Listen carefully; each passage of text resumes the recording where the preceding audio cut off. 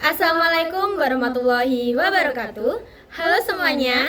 Perkenalkan, nama saya Eka Miyuki Nurisapila, absen 32. Saya Eka Tias Utami, absen 33. Kami dari kelas 11 AKL 1. Di sini kami akan menjawab pertanyaan studi kasus yang dikirimkan oleh Ibu Mening Narendra. Simak terus videonya ya. Bye bye. Nah, di sini saya akan menjawab pertanyaan studi kasus yang pertama. Kasusnya akan kami letakkan di sini. Nah, yang pertama, bagaimana cara kita staf akuntansi menanganinya? Kita bisa mengecek status transaksi nasabah dan juga kita bisa mengecek transaksi yang dilakukan oleh nasabah tersebut. Yang kedua, bagaimana cara kita menanggapi nasabah? Yang pertama, kita bisa menanggapi dengan tenang dan juga empati. Kita bisa menjelaskan dan memberikan klarifikasi kepada nasabah.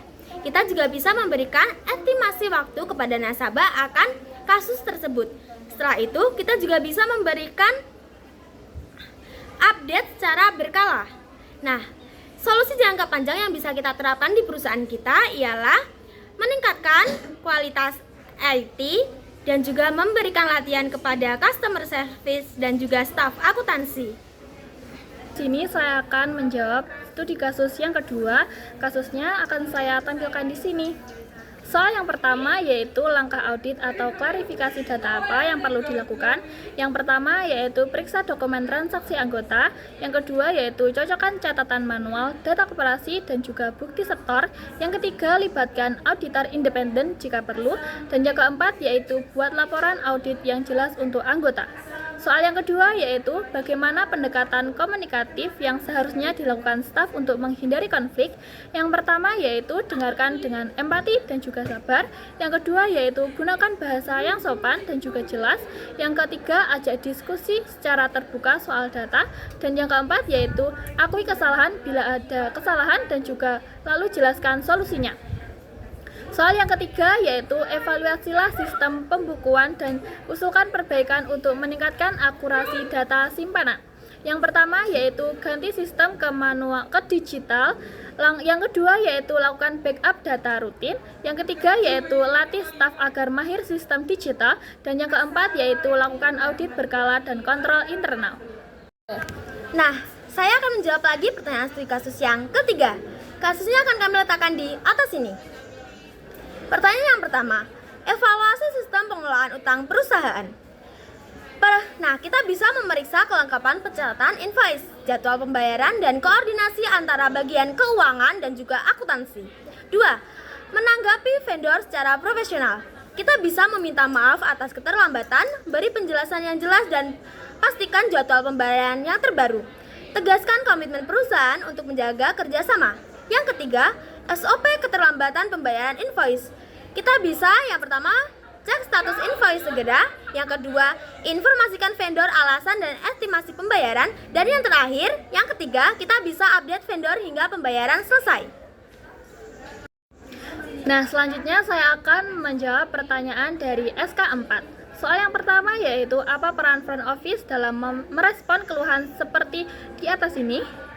Yang pertama yaitu menerima keluhan dengan sopan dan penuh empati.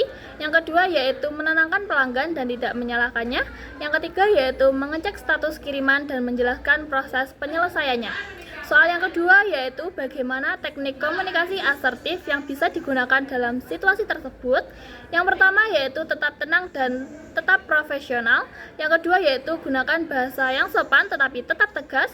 Yang ketiga yaitu fokus pada solusi dan bukan hanya memberi alasan saja. Yang keempat atau yang terakhir yaitu jangan memberi janji palsu dan beri kepastian proses penyelesaiannya.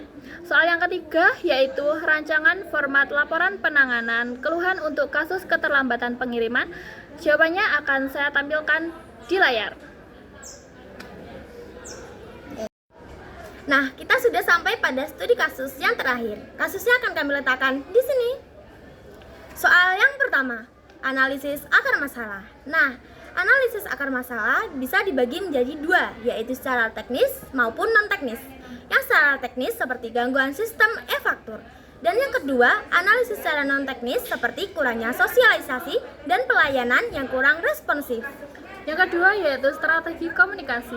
Yang langkah pertama yaitu dengarkan keluhan dengan penuh empati. Yang kedua, beri penjelasan tentang gangguan sistem. Dan yang terakhir yaitu pastikan akan segera ditindaklanjuti.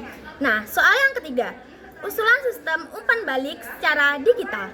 Kita bisa membuat portal atau aplikasi sederhana untuk laporan gangguan e-faktur yang bisa diakses wajib pajak, lengkap dengan notifikasi status laporan. Sekian jawaban dari kami. Bila ada kurangnya kami mohon maaf. Dan jika ada lebihnya, tolong dikembalikan. Wassalamualaikum warahmatullahi wabarakatuh. Dadah!